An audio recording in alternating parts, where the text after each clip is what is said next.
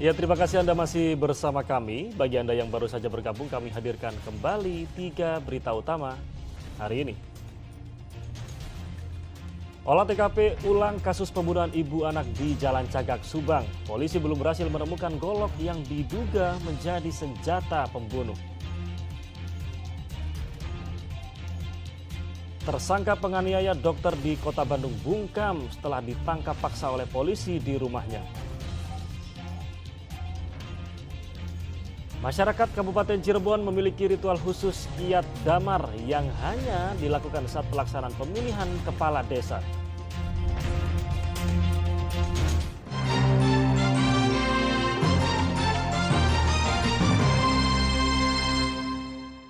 Sakit hati istri minta cerai, seorang suami di Kabupaten Tasikmalaya menganiaya istri, adik ipar, dan mertuanya dengan sebilah pisau.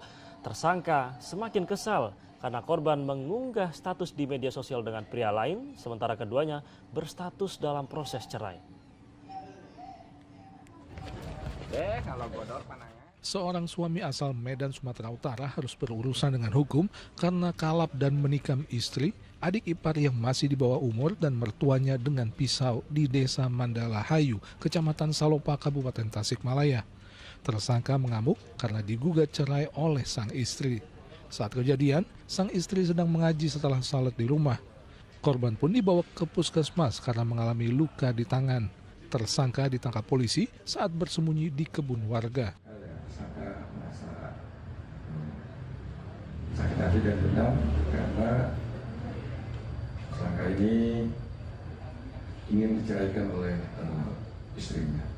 Bahwa kembali lagi datang untuk menemui istri dan ingin melakukan kekerasan, tapi dijumpai oleh mertua dan adik iparnya. Dan di situ tersangka langsung melakukan penganiayaan terhadap ketiga korban.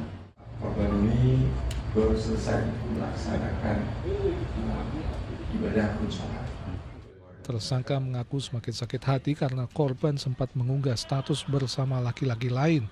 Akibat perbuatannya, tersangka dijerat pasal 44 Undang-Undang RI nomor 23 tahun 2004 tentang kekerasan dalam rumah tangga, pasal 80 Undang-Undang RI nomor 35 tahun 2014 tentang perlindungan anak, dan pasal 351 KUHP dengan ancaman 7 tahun penjara.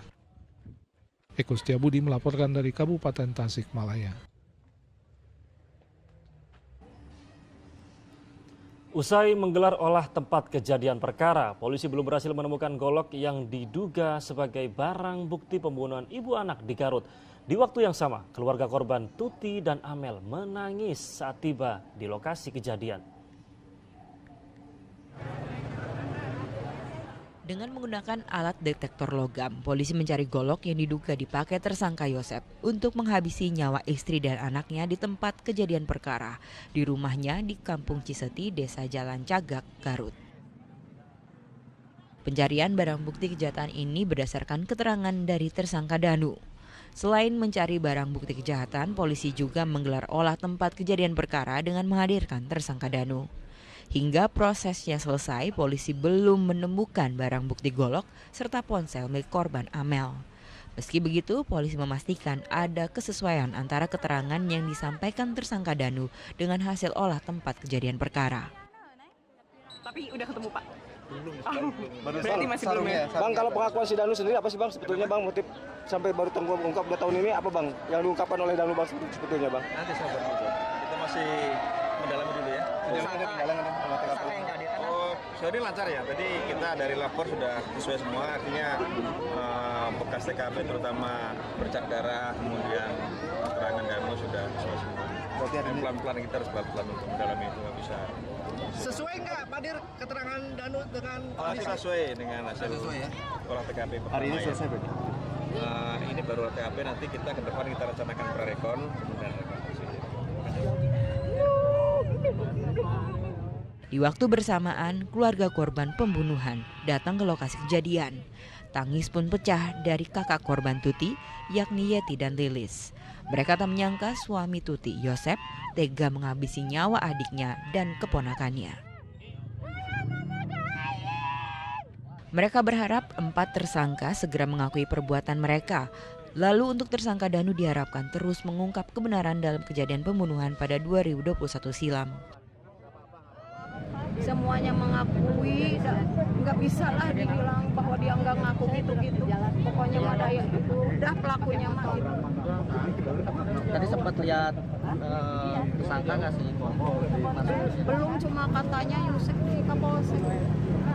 Tadi Danu kan sempat masuk di Danu. Gua udah sempat ketemu Danu nih. Belum. Waktu itu aja di Kapolda waktu kemarin saya diperiksa. Wah, barangkali ada pesan buat Danu. Ya, pokoknya mah Danu penting mah sehat, bicara secara jujur, mengakui, pokoknya jelaskan semuanya. Sampai saat ini baru 2 tersangka yang ditahan, yakni Yosep dan Danu. Sementara 3 tersangka lain, Mimin, Arigi, dan Abi belum ditahan dan dikenakan wajib lapor. Olah tempat kejadian perkara mencuri perhatian warga hingga lokasi kejadian jadi ramai. Dalam waktu dekat akan digelar rekonstruksi dengan menghadirkan para tersangka lain. Zainal Arifin melaporkan dari Subang. Setelah ditangkap paksa Senin malam lalu, Samuel Sunaria tersangka penganiayaan terhadap seorang dokter gigi di Kota Bandung bungkam. Polres Tabes Bandung mengungkap korban dan tersangka saling kenal dan 3 minggu sebelum kejadian tersangka pernah dilaporkan mengancam 1 orang korban lainnya. Samuel Sunaria tersangka penganiayaan dan pengancaman terhadap seorang dokter gigi di Kota Bandung bungkam setelah ditangkap paksa di rumahnya Senin malam lalu. Satuan Reserse Kriminal Polres Tabes Bandung masih berusaha mengungkap apa motif tersangka mengancam korban melalui pesan di akun media sosial korban, lalu datang ke klinik tempat kerja korban di Ruko Pasir Kaliki, serta melakukan penganiayaan. Namun dari pengakuan korban, ia mengenal tersangka. Polisi juga menemukan Samuel pernah mengancam orang lain dan pernah dilaporkan ke polisi beberapa minggu sebelumnya. Langsung mengancam. Kita dari kemarin kita tanyakan ada apa, maksud apa, yang tersangka sampai sekarang masih buka untuk masalah alasannya. Tetapi memang benar tersangka dengan korban kenal lama, tapi udah beberapa tahun tidak pernah berhubungan lagi. Jadi lama tidak berhubungan, tapi kenal biasa-biasa saja. Tidak ada hujan, langsung DM tersebut. Makanya harus kita dalami apakah motifnya itu ada hubungan dengan pertemanan yang lama atau memang ada hubungan yang baru. 3 minggu lalu, 2 minggu sudah 3 minggu lalu sudah ada laporan polisi. Sudah PSK juga masih memberikan saksi, dari korban, masih melengkapi alat bukti. Tapi karena kemarin informasi ada kasusnya ini, kita juga tidak tahu bahwa ternyata tersangka ini adalah tersangka yang sama. Dari rumah tersangka, polisi menyita 2 senjata airsoft gun berupa pistol dan senapan yang dibawa saat menganiaya korban. Sedang pisau yang digunakan melukai korban sudah dibuang oleh tersangka dan belum ditemukan. Tersangka dijerat pasal 351 dan pasal 355 KUHP tentang penganiayaan dan perbuatan tidak menyenangkan dengan ancaman hukuman 5 tahun penjara. Muhammad Rizal melaporkan dari Kota Bandung. Pelarian beberapa pelaku penyekapan karyawan dan perampok minimarket di Jalan Raya Desa Bojong Genteng, Kecamatan Bojong Genteng, Kabupaten Sukabumi berakhir. Mereka ditangkap polisi sedang 1 pelaku lainnya masih buron. 2 tersangka S dan R ditangkap anggota Polres Sukabumi setelah merampok sebuah minimarket di Jalan Raya Bojong Genteng, Kabupaten Sukabumi dan menyekap karyawannya. SR diciduk tak lama setelah kejadian, sedang tersangka R sempat kabur selama 5 hari ke Karawang. Saat merampok, tersangka sempat merusak perangkat kamera pemantau milik minimarket. Namun, polisi menggunakan rekaman sejumlah kamera pemantau milik warga di sekitar minimarket sehingga bisa mengidentifikasi mereka. Peranannya pada saat kejadian itu adalah menodongkan, kemudian mengeksekusi, mengikat para karyawan, korban 3 orang. Lalu setelah kejadian tersebut melarikan diri ke Karawang. Dari saksi-saksi dan CCTV, walaupun CCTV di Alfamart sudah dirusak oleh para pelaku, tapi kita berhasil menghimpun beberapa tayangan CCTV dari jalur yang menjadi akses datang dan larinya para pelaku setelah melakukan kegiatan.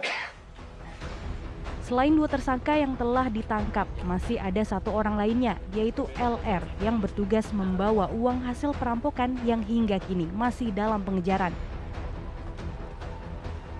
Asep Didi melaporkan dari Kabupaten Sukabumi. Rokok ya dari Kabupaten.